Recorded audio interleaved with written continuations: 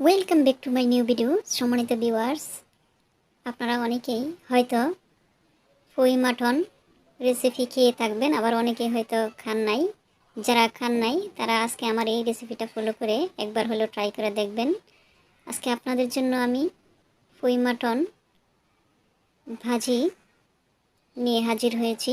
আমি এখানে ভাজির জন্য বাজার থেকে হাফ কেজি পরিমাণ ফই মাটন কিনে নিয়ে এসেছি। আমি এখানে যেগুলা আগাগোল্লা নরম নরম আমি সেই ডাটা সহ বটিয়ে নিচ্ছি, আর যেগুলো একটু শক্ত সেখান থেকে আমি বিচিগুলাকে বটা ছাড়িয়ে নিয়েছি, আর এই শক্ত বটাটাকে আমি ফেলে দেব।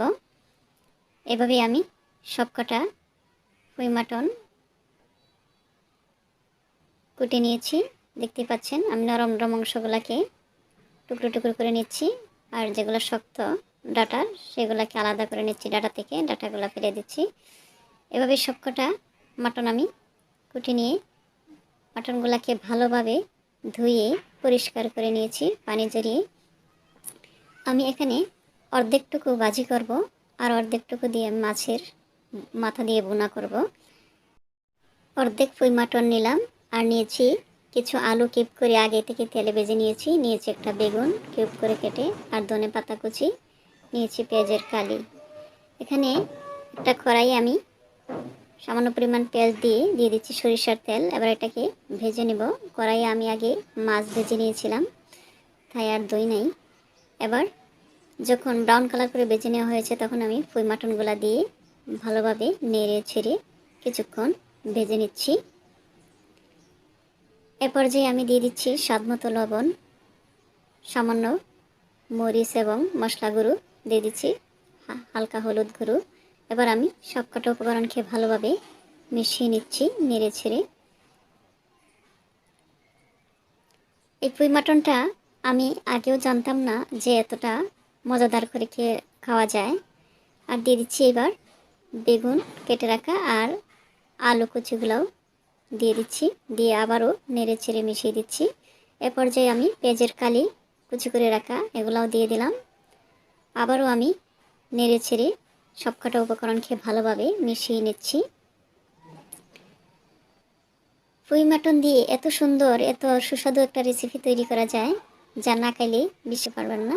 কিছুক্ষণ ঢেকে দেওয়ার পর আমি আবারও ফিরে এসে নেড়ে চেড়ে উল্টিয়ে পাল্টিয়ে দিচ্ছি। হালকা পরিমাণ আমার উপকরণগুলা সিদ্ধ হয়ে আসছে।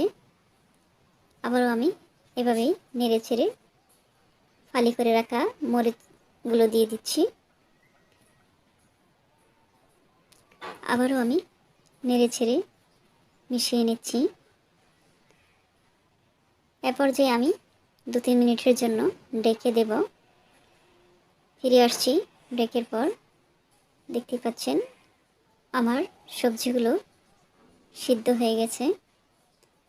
এই অবস্থায় আমি ধনেপাতা কুচিগুলো উপর থেকে ছিটিয়ে দিচ্ছি,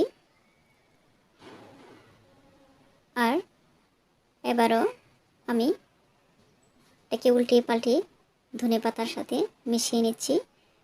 বেগুন দেওয়ার মানে হচ্ছে যেহেতু পুঁই মাটনগুলো ঝরঝরে, তাই বেগুনটা দেওয়াতে একটু আঠালো আঠালো ভাব হবে, আর এতে পুঁই মাটনটা অনেক টেস্টি হবে। আমি একেবারে না ভেজে একটু ভেজা ভেজা রেখে নামিয়ে পরিবেশন করতে চলে এলাম। দেখতেই পাচ্ছেন কতটা আকর্ষণীয় এবং লোভনীয় হয়েছে। যারা পুঁই মাটন রেসিপি খান নাই তারা আমার এই রেসিপিটা একবার হলেও ফলো করে ট্রাই করে দেখবেন কতটা মজাদার এবং সুস্বাদু হয়ে থাকে। আজকে আমার এই রেসিপিটা যদি আপনাদের কাছে ভালো লেগে থাকে তবে লাইক কমেন্ট ও শেয়ার করতে বলবেন না। যারা নতুন ভিউয়ার্স আছেন সাবস্ক্রাইব করে নোটিফিকেশন অন করে রাখবেন। যারা ফেস থেকে দেখছেন আমার ফেসটা অবশ্যই ফলো দিয়ে রাখবেন। আজ তাহলে এ পর্যন্তই। আল্লাহ হাফেজ।